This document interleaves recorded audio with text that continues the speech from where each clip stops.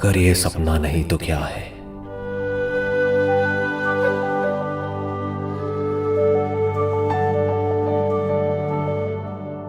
खुद ही मैं खुद को देखता,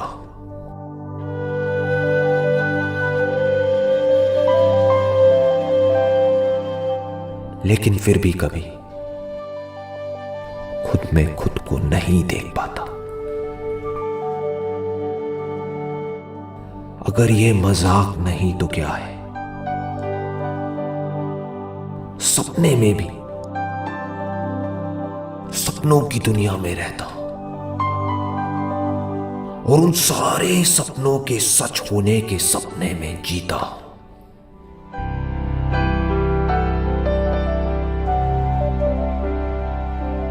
अगर ये सपनों की लहर नहीं तो क्या है?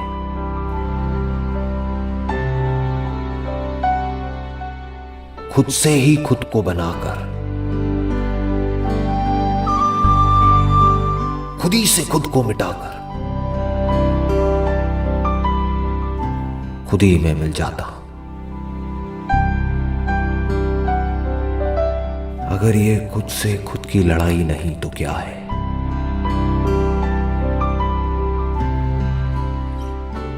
जागना तो चाहता हूं, मगर डर है कि अपना सब कुछ खो दूंगा। अब करूं तो क्या करूं? इसमें भी कोई शक नहीं कि खुद को खोकर मैं खुद को पालूंगा।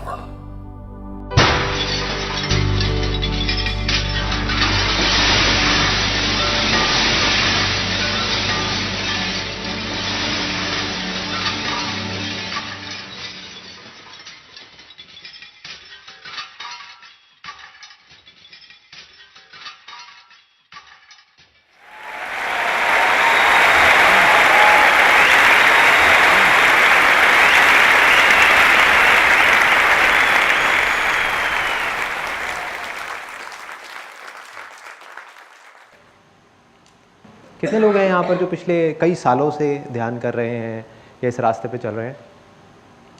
बहुत सारे लोग, ऑलमोस्ट सारे।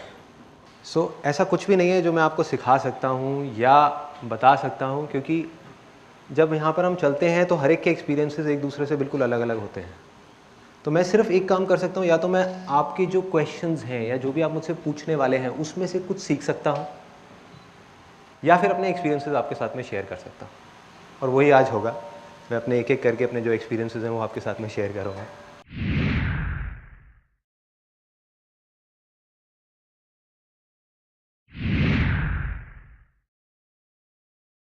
मैं अभी फिजियोथेरेपी के एक डॉक्टर के पास में जा रहा था, थोड़ा सा पेन हुआ था।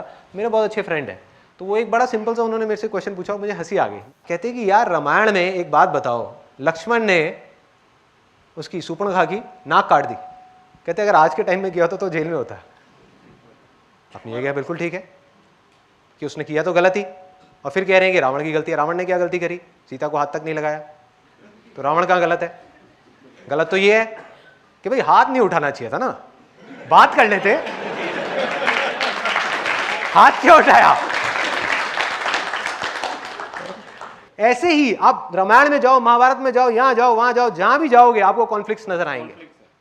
बहुत तरीके के कॉन्फ्लिक्ट्स नजर आएंगे कि एक तरफ ये कहा जा रहा है, दूसरी तरफ ये कहा जा रहा है। ये कॉन्फ्लिक्ट्स क्यों हैं? क्योंकि ये कहानियां हैं, ये कहानियां हैं, और इन कहानियों में हम मतलब ढूंढने की कोशिश कर रहे हैं। लेकिन हम मतलब ढूंढने की कोशिश कर रहे हैं उसको लिटरली देख करके।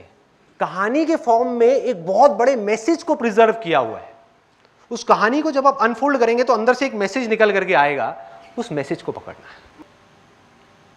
इन ग्रंथों के डीप में अगर आपको जाना है तो पहले खुद को जानना होगा, उसके बिना कहानी समझ नहीं आएगी।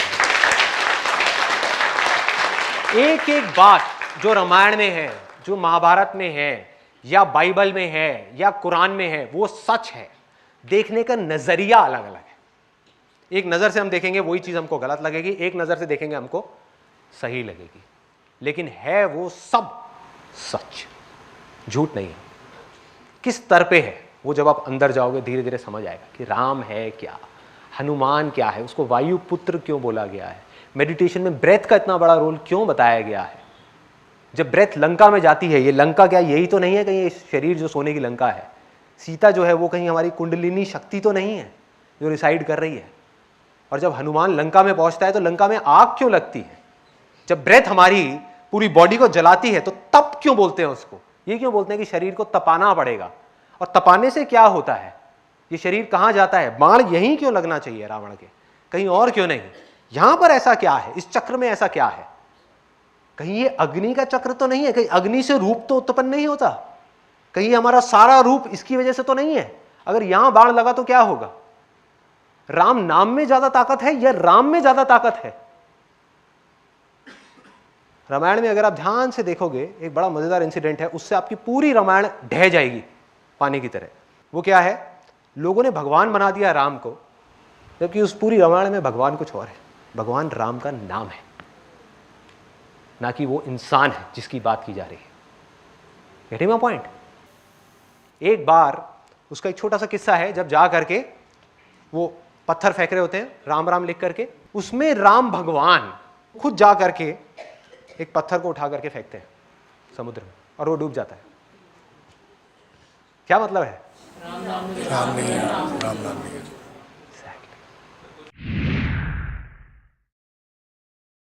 एक गाड़ी जा रही है, वहां पर एक ड्राइवर बैठा हुआ है, एक गाड़ी है, गाड़ी क्या है, आपकी बॉडी है। माइंड जो है वो आपका ड्राइवर है जो उस बॉडी को चला रहा है। आप बैठे हुए हो, आपको झपकी लग गई, नींद आ गई, आप सो गए हो। माइंड क्या कर रहा है, वो जागा हुआ है, वो जहां चाह रहा है वहां लेकर के जा रहा है और बॉडी को इधर उधर ठोक रहा है, धार धार धार धार धार धार धार। और पीछे बैठे बैठे आप बस झटके खा रहे हो, आप परेशान हो। ये हो रहा है, ये खेल है। तो जैसे ही आप जाग जाओगे क्या होगा, ड्राइवर को पता लग जाएगा कि भाई ये तो जाग गया है, आप थोड़ा तरीके से चलाओ गाड़ी। अब आप अगर उसको कहोगे कि तूने ये करना है तो वो ये करेगा, वो करना है तो वो करेगा। उस गाड़ी को जहाँ लेकर के जाना है वहाँ लेकर के जा सकते हो, जो चाहे वो कर सकते हो। ये तो आप कौन हो, जो पीछे बैठे हो, आप मालिक हो। मालिक नौकर बन गया, नौकर मालिक बन गया। ये जड़ है सारी की सारी प्रॉब्लम।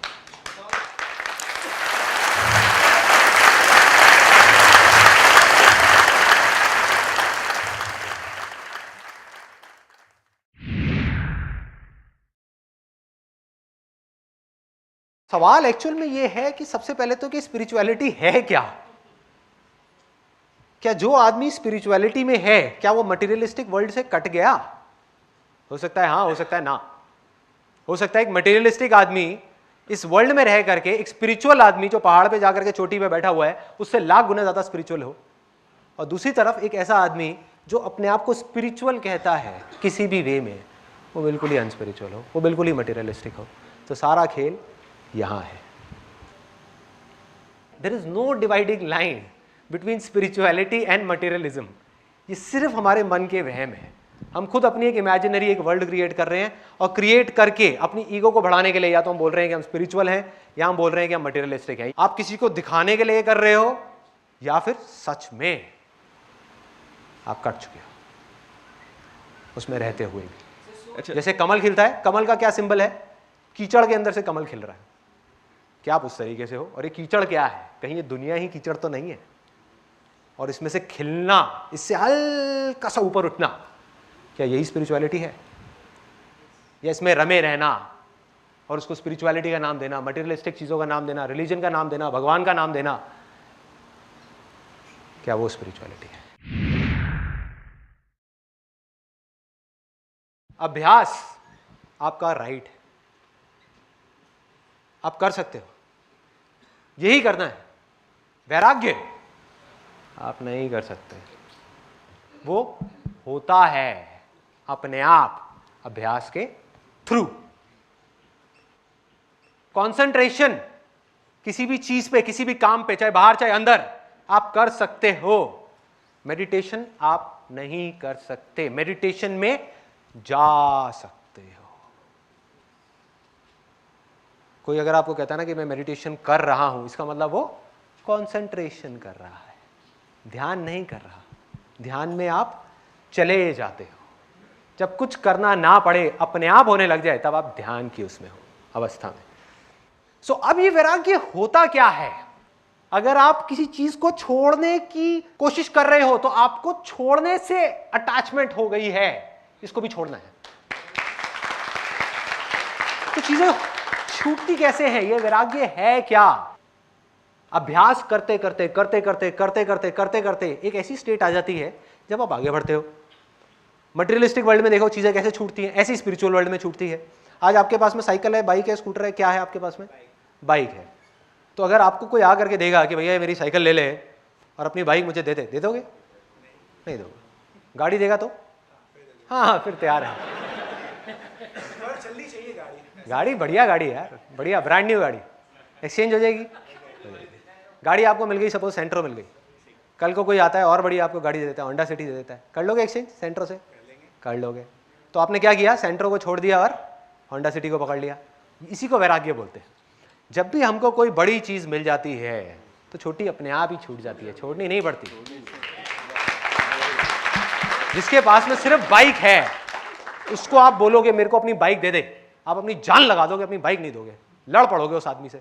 4 लोग भी आ जाएंगे, आप बाइक को नहीं छोड़ोगे, लेट जाओगे वहां सड़क पे, बाइक नहीं छोड़ूंगा, है ना? और गाड़ी मिल गई तो बाइक छूट गई। गाड़ी के बाद में जेट प्लेन मिल गया तो क्या आपको गाड़ी की टेंशन रहेगी? नहीं। फिर आप जेट को नहीं छोड़ोगे।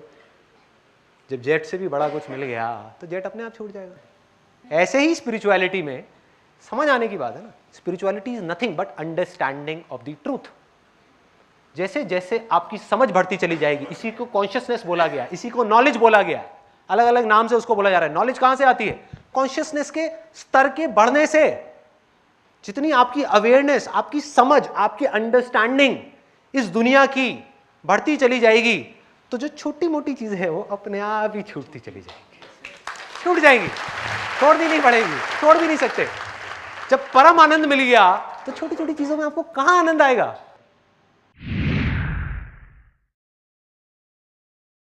जब भी आपका मन शांत होगा कुछ भी करने से, वो अच्छे कर्म है। जिससे भी आपका मन अशांत होगा या दूसरों का मन अशांत होगा वो बुरे कर्म है। अगर इसका मैं बेस बताऊं, बेस कि क्या करना है और क्या नहीं करना, जो भी इस कैटेगरी में फॉल होता है वो अच्छे कर्म है, जो इस कैटेगरी से बाहर है वो सब बुरे कर्म है। वो क्या है? सबसे पहला सेल्फ इंक्वायरी, सबसे अच्छा कर्म है। इससे अच्छा दुनिया का कोई कर्म नहीं हो सकता। स्पिरिट ऑफ इंक्वायरी, वो इंक्वायरी की स्पिरिट क्या है कि मैं हूं कौन। इससे अच्छा कर्म दुनिया में और कोई नहीं है, हो ही नहीं सकता, क्योंकि ये आपको अंदर लेकर के जा रहा है, बाकी सारे विचार आपको बाहर लेकर के जा रहे हैं। तो कितने लोगों के अंदर ये सवाल उठाए कि मैं कौन हूं, कहां से आया हूं, कहां जाने वाला हूं। इससे अच्छा कोई कर्म नहीं है इस दुनिया में। इसको पकड़ करके रखो। जब तक ये सवाल आपके अंदर है आप अच्छे कर्म कर रहे हो। जिस दिन ये सवाल आपके अंदर से निकल गया आप बुराई के रास्ते पे अपने आप ही चल पड़ोगे, चलोगे नहीं, चलने लग जाओगे। दूसरा क्या है? Self control. जो करने से आपका सेल्फ कंट्रोल बढ़ रहा है, किसके ऊपर? अपनी 10 इंद्रियों के ऊपर। जो हमारी 5 ज्ञानेंद्रियां हैं, 5 कर्मेंद्रियां हैं और 11 इंद्रिय जिसको बोला गया माइंड। अगर सिंपल वे में देखा जाए तो इस 11 के बाहर और कुछ भी नहीं है, सिर्फ इन 11 पे आपको कंट्रोल करना है। वही लोग नहीं कर पा रहे। फॉर एग्जाम्पल, एक आदमी कहता है कि मैंने स्विमिंग सीख ली। कहां सीखी? पानी के बाहर। पानी के बाहर। तब पता लगेगा उसको स्विमिंग आती है नहीं जब वो पानी के अंदर जाएगा। तो जब वो इंद्रियां आपके ऊपर हावी होती हैं तब उस समय आपको अपनी विल पावर को, अपनी इच्छा शक्ति, जो इच्छा शक्ति किसकी है? उसी की है, अंदर जो है उसकी इच्छा शक्ति को लेकर के सामने आना है। और उस समय धीरे धीरे अगर आपका अपने ऊपर कंट्रोल आता चला गया, एक ऐसी स्टेट आ जाएगी जब आपको कंट्रोल करना नहीं पड़ेगा। ये सब 10 की 10 इंद्रियां आपके कंट्रोल में होंगी। चाहोगे तो करोगे, चाहोगे तो नहीं करोगे। चाहोगे तो यहां से कुछ आएगा, चाहोगे तो नहीं आएगा। और एंड में जो 11वीं इंद्री बच जाएगी, जो सबसे ज्यादा पावरफुल है, वो है माइंड। धीरे धीरे जब ये 10 इंद्रियां हटेंगी उसके बाद में जब ये माइंड आएगा आपके सामने निकल करके, विच इज वेरी पावरफुल, बहुत पावरफुल है, क्योंकि आपकी सारी पावर्स इस माइंड के अंदर है, सारी पावर्स। और इसके युद्ध को, इस माइंड के साथ के युद्ध को बोला गया है रामायण और महाभारत। इस युद्ध की बात हो रही है। ये कुरुक्षेत्र है ना, ये बॉडी ही कुरुक्षेत्र है। यही सोने की लंका है, इसको जलाना है, इसी के अंदर युद्ध होने हैं, तरह तरह के युद्ध होने हैं। अब उस युद्ध को कैसे लड़ना है, यही अभ्यास है, यही स्पिरिचुअलिटी। और इस युद्ध को लड़ करके कैसे जीतना है। जब आप जीत जाओगे तो धर्म की स्थापना अपने आप हो जाएगी, करनी नहीं पड़ेगी, उसी को धर्म बोलते हैं। तब तक, जब तक कि आप नहीं जीतते उस युद्ध को, तब तक सब इमेजिनेशन है, इमेजिनेशन है। अधर्म में हम धर्म की बात करते चले जाएंगे और कहेंगे हम धर्मात्मा है। अरे ना भाई ना। करीबन 1 साल पहले मैं धर्मशाला गया था और वहाँ जा करके एक पहाड़ है जहाँ पर कोई गाड़ी नहीं जा सकती, वहाँ से 20 मिनट पैदल चल के जाना होता है। और वहाँ पे जा करके एक होटल बना हुआ है, वहाँ पर अपनी सांसों की भी आवाज़ शोर सुनाई देती है। तो मैं 10 दिन तक वहीं था और मैं बैठा हुआ बाहर ध्यान करने के लिए। शाम को करने बैठा था करीबन 4-5 बजे, और 7-8 बज गए, 9 बज गए, मुझे नहीं पता कितना क्या टाइम हो रहा था, रात हो गई थी।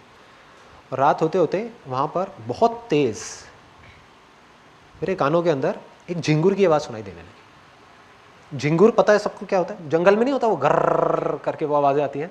उस आवाज़ को मैंने देखना शुरू किया। देखना मतलब मन की आंखों से देखना, एक आंख से देखना, जिसमें एक आंख से देखने की बात करी गई है ना, एक आंख से देखना, उसको देखना शुरू किया बंद आंखों से। जब उसको देखा तो वो एक आवाज़ नहीं थी, वो 2 आवाज़ें थी। 2 के बाद में और दिखी, फिर और दिखी, फिर और दिखी, उसके अंदर कई आवाज़ें थी। उस एक झिंगुर की आवाज़ में बहुत सारी आवाज़ें थी। उस आवाज़ को तोड़ा तो समझ आया कि ये एक आवाज़ नहीं है, एक लग रही थी, एक नहीं है, उसके अंदर बहुत सारी आवाज़ें हैं। जैसे एक वीडियो देखते हैं, वीडियो में 1 सेकंड में 25 फ्रेम निकल जाते हैं, 25 स्टिल फोटोग्राफ्स निकलती है। देखने में क्या लगता है कि मैंने 1 सेकंड देखा, जबकि 25 फ्रेम निकल गए। सोचो अगर उसको स्लो मोशन में कर दिया जाए तो आपको समझ आएगा कि ये हो क्या रहा है, फिल्म चल कैसी रही है। तो जैसा आप फिल्म के बारे में सोच रहे हो और जो फिल्म है उसमें फ़र्क आता चला जाएगा। ऐसे ही आवाज़ में है, ऐसे ही हर चीज़ में है, ऐसे ही स्मेल में है, हर चीज़ में है। जो भी हमारी इंद्रियां हैं, जो हम सोच रहे होते हैं, जैसा हमको दिख रहा होता है वो कुछ और होता है, रियलिटी कुछ और होती है। ये हमारी माइंड की परसेप्शन होती है जो उसको इंटरप्रेट करके उस साउंड को देती है। जैसे ही मेरा ध्यान उस आवाज़ पे जा रहा था, वो एक्सपैंड करती चली जा रही थी, बढ़ती चली जा रही थी। ध्यान हटा, वहां से दूसरी आवाज़ की तरफ आया जो बेस था, जिस आवाज़ के ऊपर ही आवाज़ टिकी हुई थी, तो आवाज़ गायब। गायब कहां से आई, कहां गई, पता नहीं। तो जब तक मैं देख रहा था बहुत सारी आवाजें थी, जो आवाजें एक उस आवाज में से निकल करके आ रही थी, उसी में से आई, उसी में से गई, उसी में से आई, उसी में से गई। उसको भी देखना बंद किया तो मैं भी नहीं था, कुछ नहीं था, कुछ नहीं। तो इस एक्सपीरियंस से मुझे क्या समझ आया, ये चीज हो गई। और कई बार क्या होता है कि वो चीज हो जाती है, यहीं पे सेल्फ इंक्वायरी का बहुत बड़ा रोल आता है। जो मैंने आपको कहा ना, सेल्फ इंक्वायरी, हर चीज को समझना है, सिर्फ एक्सपीरियंस नहीं करना, उसको समझना भी है कि क्या है, क्यों है, कैसे है, क्या हो रहा है, कैसे हो रहा है। तो उस समय नहीं समझ आया, उस समय तो बस ये एक्सपीरियंस रजिस्टर हो गया। लेकिन जब बाद में इसके बारे में मैंने समझने की कोशिश करी तो मेरे को 2 चीजें मोटी मोटी समझ में आई। एक ये कि जब भी हम अपना ध्यान किसी भी चीज की तरफ लगा देते हैं, चाहे वो आवाज हो, चाहे वो लाइट हो, चाहे वो कुछ भी हो, वो एक्सपैंड करने लग जाती है, वो बढ़ने लग जाती है। दूसरी चीज जो समझ आई कि वो आवाज थी, मुझे लगता क्या था कि वो आवाज है, इसलिए मैं उस आवाज को सुन रहा हूं।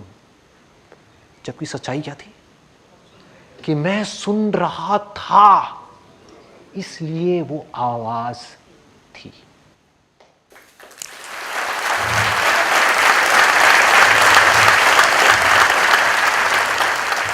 अब इसको आवाज से हटा करके कहीं और डालते हैं। आप हो, इसलिए मैं आपको नहीं देख रहा, मैं देख रहा हूं, इस वजह से आप हो, नहीं तो आप हो ही नहीं। उसमें सिर्फ आप नहीं हो, मैं भी हूं। ये सब एक ही है, अलग नहीं है। आप भी जो देख रहे हो, चाहे अपने आप को देख रहे हो शीशे में, चाहे इनको देख रहे हो, चाहे मुझे देख रहे हो, मैं हूं नहीं। आप देख रहे हो, इस वजह से मैं आपको दिख रहा हूं। जहां आपने देखना बंद किया, मैं हुई नहीं। ये हो गया जो मैं अपने एक्सपीरियंस के बेस पे आपको बता रहा था। प्रैक्टिकली समझना है कैसे होता है, साइंटिफिकली समझना है कैसे होता है, क्वांटम फिजिक्स को स्टडी करना शुरू कर दो। क्वांटम फिजिक्स के बारे में किसी ने सुना है? साइंस है, कोई स्पिरिचुअलिटी नहीं है, कोई थियोरेटिकल बातें नहीं है। यही जो बात मैं आपको बोल रहा हूं, ऑब्जर्वर इफेक्ट बोलते हैं इसको। जब कोई देख रहा है तो मैटर है, ये मैटर है। नहीं देख रहा है तो सिर्फ वेव्स है, ऊर्जा है जो बह रही है। देखने से सब चीजें मटेरियलाइज होती चली जा रही है, बनती चली जा रही है। तो मैं आपको देख कहां रहा हूं और कौन देख रहा है? क्या आप सच में हो या मेरी सिर्फ एक इमेजिनेशन हो? इसको मैं एक सिंपल एग्जाम्पल के थ्रू, सिंपल, जिसको कोई छोटे से छोटा बच्चा भी समझ सके और बड़े से बड़ा आदमी भी समझ सके, किसी भी स्टेट में हो वो मेडिटेशन में, बिगिनर लेवल पे है या बहुत एडवांस लेवल पे है, वो समझ जाएगा, कोई भी समझ सकता है। इसके लिए मुझे एक वॉलंटियर चाहिए जो यहां पर आना चाहे। एनीबडी, आप आंखें बंद कर लीजिए। अब ना जो मैं कहूंगा उसको आपको इमेजिन करते चले जाना है। अब जो मैंने अभी आपको कहा है ना, उसका लाइव आप एक एग्जाम्पल देखने वाले हैं। लाइव एग्जाम्पल अपने सामने कि बेसिकली क्या होता है, क्या क्या खेल है ये माया है क्या, कर्म क्या है, धर्म क्या है, मोक्ष क्या है, मुक्ति क्या है, जन्म क्या है, मरण क्या है, लाइफ क्या है, डेथ क्या है, आफ्टर डेथ क्या है, बिफोर लाइफ क्या है, वो सब कुछ है इसके अंदर।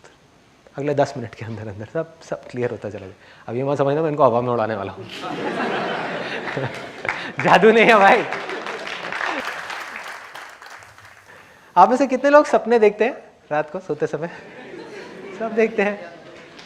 जब आप सपना देख रहे होते हैं तो सपना सच लग रहा होता है या झूठ लग रहा होता है? सच लग रहा होता है।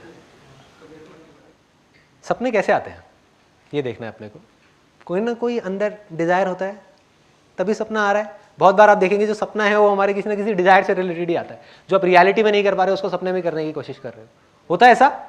सबके साथ होता है। कई बार एब्स्ट्रैक्ट सा कोई सपना आता है, इसका मतलब वो डिजायर तो है लेकिन आपको पता ही नहीं है कि आपके कितनी गहराई में जाकर के वो डिजायर है जिसकी वजह से वो सपना आ रहा है। बिना कामना के सपना नहीं आ सकता। अब ये सपने में है और इन्होंने क्या किया, अपने माइंड में ही इमेजिनेशन बना ली कि मैं एक लड़का हूं और बिल्कुल वैसा ही जैसा कि ये बनना चाहती है, जिसकी बॉडी बहुत स्ट्रांग है, बिल्कुल एब्स वैब्स ये वो और बिल्कुल फिट, फिजिकली फिट, और एक बोट के ऊपर समुद्र के बीच में जा रही हूं मैं, ऐसे खड़ी हुई हूं और हवा चल रही है सामने से। इतनी देर में इनकी नजर पड़ी एक मछली के ऊपर। एक मछली, बड़ी सुंदर सी मछली, गोल्डन कलर की, वो मछली जा रही है। जबकि क्या वो इनसे अलग है? वो मछली क्या है? वो भी तो इन्हीं की इमेजिनेशन है। अब इसको ध्यान से समझना, एक एक करके लेयर्स आती चली जाएंगी, लेयर्स खुलती चली जाएंगी। सिंपल है लेकिन बहुत डीप है ये। अब वहां से क्या हुआ कि जैसे ही मछली को देखा तो मछली को देख करके ख्याल आना जायज है, यार इंसान होने की बजाय, ये लड़का होने की बजाय अगर मैं मछली होता तो समुद्र के नीचे की दुनिया जा करके देखता, बिना कोई मास्क लगाए, बिना कुछ करे। ये भी एक दुनिया है, मजा आ जाता। कामना उठ गई, डिजायर उठ गया। Desire is the root cause of existence. यही कर्म है। जहां डिजायर उठा कर्म हुआ। अब जैसे ये डिजायर उठा, इमीडिएटली उसी मछली के अंदर पेट में ये पहुंच गई। और सपने में टाइम और स्पेस नाम की कोई चीज नहीं है। जो हमारी रियल लाइफ में चीजें 50 साल में होती हैं वो सपने में 50 सेकंड में हो जाती है। तो क्या हुआ, इमीडिएटली इनके अंदर वो आया, उसके अंदर पेट में वो पहुंची और वहां से वो निकली और फटाफट से बड़ी हुई और तैर रही है। अब ये क्या बन गई? मछली। अब उस लड़के को भूल गई। अब ये मछली है और मछली की दुनिया देख रही है। मछली की नजर से दुनिया को देख रही है। चाहे उस लड़के को देख रही है, चाहे समुद्र के अंदर देख रही है, चाहे यहां, चाहे वहां, चाहे यहां, वहां, वहां, वहां। अब इनके अंदर डिजायर उठा। मछली है, गोल्डन कलर की, बड़ी सी, अच्छी सी, सुंदर सी मछली। जा रही है, जा रही है, जा रही है, जा रही है। एकदम से इनकी नजर पड़ी कि यहां पर एक और मछली है जिसके साथ में उसके 2 छोटे छोटे बच्चे हैं। और उसने कहा कि यार काश मेरे भी 2 बच्चे होते। बड़ा सिंपल सा डिजायर है, उठेगा ये? अगर सपने की आप गहराई में जाओगे, ऐसे तो सपने बनते हैं, बस ये है कि हम उसको देखते नहीं है, हमें पता नहीं लग रहा होता कैसे बन रहे हैं। मैं आपको चेन बता रहा हूं कि कैसे बनते हैं, कैसे बनते हैं। एक सपने में से एक सपना बना जहां पर ये लड़का है, वहां पर से एक सपना बना जहां पर ये मछली है, और मछलियों को और उनके बच्चों को, उसकी फैमिली को देख करके इनके अंदर एक और डिजायर उठा कि मेरी भी फैमिली होनी चाहिए। जैसे ये डिजायर उठा, उनके अंदर से मछलियां बाहर आ गई। अब ये भी 2 मछलियों के साथ में तैर रही है, और क्या बोला इन्होंने कि ये दोनों मछलियां, ये जो दोनों हैं, ये मेरी है, बाकी कोई मेरा नहीं है। इस मछली के लिए ये वाली, क्योंकि वो पीछे का सब भूल चुकी है, उसके लिए आज की जो रियलिटी है वो क्या है, सपने के अंदर, इस लेयर के अंदर, कि ये जो बच्चे हैं ये मेरे हैं, जबकि सब कुछ ही इनका है। समझ गए क्या हो रहा है? वो लड़का भी यही है, मछली भी यही है, सब कुछ यही है। अब एक दिन एक शिकारी आया और उसने आ करके कांटा फेंका, और कांटा जा करके, ये तो बड़ी थी, ये तो बच गई, इन्होंने देखा एकदम से, लेकिन जो बच्चा है जिससे आपको इतना प्यार है, जिसके साथ पता नहीं कब तक आप खेलते रहे, और बड़ा जबरदस्त अटैचमेंट है, क्योंकि उस अटैचमेंट को आप अपने माइंड के लेवल पे, बॉडी के लेवल पे फील कर चुके हो, बहुत अच्छे तरीके से आप फील कर चुके हो। और जैसे ही उसके गले में कांटा पड़ा, वो छटपटाने लगा। आपका जो बच्चा है, एक बच्चा है, दूसरा वो रोने लगा, जो दूसरी मछली है, और आप उसको देख रहे हो, अपने बच्चे को आप बचाने की कोशिश कर रहे हो, उस कांटे से लड़ रहे हो, अपने आप को उससे जाकर के टकरा रहे हो, लेकिन आप उसको छुड़ा नहीं पा रहे। और धीरे धीरे करते करते वो बेचारी खून ही खून चारों तरफ, और उसको ऊपर से खींच लिया, एक शिकारी ने खींच करके अपने पास में रख लिया। अब भयानक गुस्सा है और बदला लेने की भावना आई अंदर से, आएगी कि कौन है, मैंने किसी का क्या बिगाड़ा था, मैंने किसी का क्या बुरा किया था जो मेरे बच्चे को मार दिया। मैं अच्छी खासी खेल रही थी अपने बच्चे के साथ में, क्या दिक्कत थी? कोई दिक्कत नहीं थी। क्यों आकर के शिकारी ने मारा मेरे बच्चे को, क्यों मारा? और उनके अंदर गुस्सा भर गया, भयानक गुस्सा, बदला लेने की भावना आई कि मैं उस शिकारी को छोड़ूंगी नहीं। ऐसा ही होगा अगर रियल लाइफ में, इमेजिन करो अगर आप में से किसी के बच्चे के ऊपर कोई हाथ डाल दे, आप क्या करोगे? यही तो करोगे ना, गुस्सा आना जायज है। आप कहोगे मैं नहीं छोड़ूंगा, मेरे बच्चे को कैसे मारा इसने, मैं नहीं छोड़ने वाला। यही हुआ इनके साथ में। तो सपनों की एक लेयर में से दूसरी लेयर में से एक और लेयर निकल गई, और हर लेयर अपने आप में कंप्लीट यूनिवर्स है, एक कंप्लीट दुनिया है। और जैसे ही ये कामना उठी, जैसे ही ये डिजायर उठा इनके अंदर, इमीडिएटली ये यहां से हट करके कहां पहुंच गई? एक लेडी थी जो फॉर एग्जांपल प्रेग्नेंट होने वाली थी, तो सीधा उनके कोख में पहुंच गई, उनके अंदर वहां पे गई, जा करके पैदा हुई, पैदा होते ही बड़ी हुई और बड़ी हो गई। वहां पर वो लड़का है, बदला लेने के लिए पैदा हुई। उसने जा करके मारा उस शिकारी को, और वो शिकारी मर गया। और अब हुआ क्या कि वो शिकारी जिसने एक मछली के बच्चे को मारा था, वो कांटा फेंका था, वो कौन था? वही आदमी जो उस नाव पे चल रहा था। समझ आ रहा है? वो पहला, यहां से क्या बनी थी? एक लड़का बनी थी जिसकी बॉडी बहुत स्ट्रांग थी, जो बोट पे जा रहा था। क्या था वो? वही तो शिकारी था, वही तो है वो शिकारी जिसको बूढ़ा होने के बाद में मारा गया है। वो भी यही, और वो भी वही, और वो भी वही, और वो भी वही, और वो भी वही। अब सबसे मजेदार चीज, आप एक बार आंख बंद करिए। ये जो पूरी दुनियाएं क्रिएट हुई है, यहां से यहां, यहां से यहां, यहां से यहां, यहां से यहां, ये सब कहां है? इनके अंदर है ना? इनके अंदर ही तो है। तो अभी यहां पर जो कुछ चल रहा है, मेरा सिंपल सा सवाल ये है कि ये कहां है? आपको ये तो समझ आ गया कि आगे तक की जितनी चेन थी वो सब इनके अंदर ही है, कि पीछे की चेन कहां है? कहां है? जहां पर टाइम और स्पेस नाम की कोई चीज नहीं है। यही सवाल है जो आपको अपने अंदर भरना है, अपने अंदर डालना है। ये आपको एंड तक ले जाएगा, एंड तक ले जाएगा कि अगर मेरे सपनों की दुनिया में मैं यहां से वहां, वहां से वहां, वहां से वहां, वहां से वहां, जहां टाइम भी क्रिएट हो रहा है, स्पेस भी क्रिएट हो रहा है, लोग भी क्रिएट हो रहे हैं, दुनियाएं भी क्रिएट हो रही है, दुनिया के अंदर दुनिया बनती चली जा रही है, सब कुछ होता चला जा रहा है, तो मैं ये कैसे कह सकता हूं कि ये जो हो रहा है ये भी मेरी पीछे कोई इमेजिनेशन नहीं थी? हो सकता है कि जो कुछ मैं कह रहा हूं वो सब बकवास हो सकता है उसमें कुछ सच हो। उसका जवाब सिर्फ और सिर्फ आपको अपने अंदर जाकर के मिलेगा, बाहर से नहीं मिल सकता। I don't believe in the word God, I believe in God, which is nameless.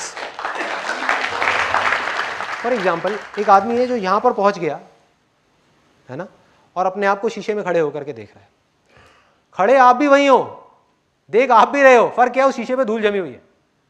अब उसकी सारी धूल हट गई, अब वो खुद को देख रहा है, खुद के निराकार रूप को देख रहा है, जो बेस है हर चीज का। सब कुछ बदल रहा है लेकिन वो नहीं बदल रहा, वो वहीं का वहीं है, बिल्कुल स्टिल है, और उसी के अंदर सब कुछ हो रहा है। और आप जब उसको देख रहे हो तो कोई उसको देख करके बोल रहा है कि ये परमात्मा है, कोई कह रहा है कि हम इसके बच्चे हैं। बिल्कुल ठीक है, क्यों नहीं है? ये कहना गलत होगा? गलत क्यों है? यहीं से तो आप आए हो ना। उसी रिफ्लेक्शन में जब खुद को देख रहे हो, जब आप खुद के दर्शन कर रहे हो, तो आपको यह लग रहा है कि वो अलग है, क्योंकि आप खुद को कभी नहीं देख सकते। लेकिन जिस प्योरिटी में जाकर के लास्ट स्टेट में आप खुद को देख रहे हो, तो वो आप खुद ही हो। डीपर रियलाइजेशन आपको है, लेकिन आपको लग रहा है कि इसके बियॉन्ड भी कुछ है। तो कोई कह रहा है कि ये भगवान है जो दिख रहा है, जो निराकार है, जो ये है, जो वो है, और वो बिल्कुल ठीक कह रहा है, क्योंकि अब वो डिपेंड करता है किस वे में कह रहा है। वो कह रहा है कि इस बॉडी के लेवल से जब मैं उसको देख रहा हूं, तो एक लहर को अगर देखा जाए तो लहर समुद्र का बच्चा ही हुई ना। तो वो कह रहा है I am the son of God, मैं बच्चा हूं और वो भगवान है, वो सच कह रहा है। कोई कह रहा है भगवान ने दुनिया बनाई है, बिल्कुल सच है, भगवान ही है रहा। लेकिन भगवान ने बनाई है, भगवान में से जो निकला उसने बनाई है, वो भी तो भगवान ही है, वो भी सच है। झूठ किसे कहोगे? कोई कह रहा है अहम ब्रह्मस्मि, अनल हक, आई एम दैट, कि मैं ही वो हूं, वो भी सच है। कहने का तरीका अलग अलग है, कहने का तरीका थोड़ा सा अलग अलग है, सब सच है, झूठ कुछ भी नहीं है। कहने का तरीका अलग अलग है। जो भक्ति में जाकर के डूब करके बोलेगा वो कहेगा परमात्मा है, जो ज्ञान में जाकर के डूब करके बोलेगा, साक्षात देख करके बोलेगा, वो कहेगा अरे तो मैं खुद ही हूं। बातें किसी ने भी गलत नहीं कही, ना जीसस ने, ना इसने, ना उसने, ना उसने, किसी ने गलत नहीं कही, सबने एक ही बात कही है। लोगों ने क्या किया? बातों को छोड़ दिया और अपनी कामनाओं को पूरा करने के लिए भगवान को यूज कर रहे हैं कि भगवान मेरी ये कामना पूरी करो, वो करो, वो करो। जबकि भगवान क्या कह रहा है? कामनाओं को छोड़ो। उसको नहीं समझा, उसमें अपना फायदा नहीं है ना। उसको नहीं समझा कि परम उसमें कैसे जाना है, परम आनंद में कैसे जाना है, उसमें कैसे जाना है, उसमें कैसे ना, कुछ नहीं। भक्ति का मतलब नहीं समझा, ज्ञान का मतलब नहीं समझा। भक्ति क्या है? वो आवाज जो ना बन रही है ना मिट रही है, 24 घंटे चल रही है, जिसको अभी मैं सुन रहा हूं, बोलते वक्त भी, चुप होते वक्त भी, सपने में भी, उठे हुए भी, गहरी नींद में भी। इस आवाज का सिमरन करना, इस साउंडलेस साउंड का सिमरन करना, इसको पकड़ना ही अभ्यास है, इसको पकड़ना ही भक्ति है, इसको जानना ही ज्ञान है, और इसकी तरफ बढ़ना ही कर्म है, और कुछ नहीं है। इसके बाहर और कुछ नहीं है। लोग नाम अलग अलग दे रहे हैं, अलग अलग नामों में उलझ गए हैं, और वो ये नहीं समझ पा रहे। अब इस चीज को वो एक्सेप्ट नहीं कर सकते, इस चीज को आपका माइंड एक्सेप्ट नहीं कर सकता, क्योंकि जैसे ही माइंड ने आपके इस बात को पूरी तरीके से एक्सेप्ट कर लिया, तो 2 दिन नहीं लगेंगे, अगले ही सेकंड में आप यहां से निकल करके फुर वहां पहुंच जाओगे। कोई मेडिटेशन की जरूरत नहीं है, कुछ नहीं है। लेकिन वो एक्सेप्ट कैसे करे? उसने एक्सेप्ट कर लिया तो माइंड का ही एग्जिस्टेंस खत्म। तो वो कैसे एक्सेप्ट कर लेगा? वो तो कर ही नहीं सकता। माइंड को कुछ ऐसा दिखाना पड़ेगा जहां पर जा करके माइंड भी अपने घुटने टेक दे, और फिर उसके अंदर से आवाज आए कि ये ही प्रभु है, ये ही भगवान है। मैं क्या करूं भैया, मैं अपने हथियार डाल दिए, अब आगे और कुछ नहीं है। तो माइंड सरेंडर कर देगा, इंद्रियां सरेंडर कर देंगी, आप सरेंडर कर दोगे। जब सरेंडर कर दोगे तो एंड में देखोगे सिर्फ आप ही रह जाओगे।